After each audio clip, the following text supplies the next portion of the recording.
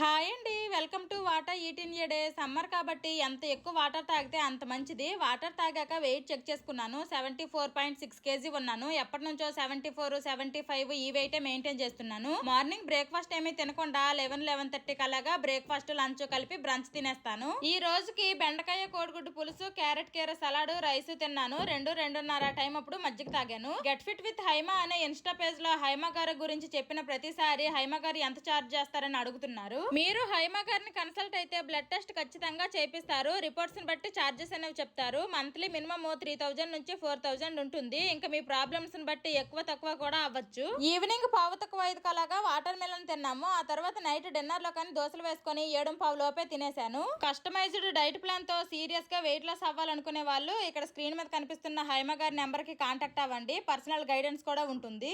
నేను డైట్ చేయాలని అనుకున్న ప్రతిసారి హైమా గారు నన్ను మోటివేట్ చేస్తున్నారు. Bye bye.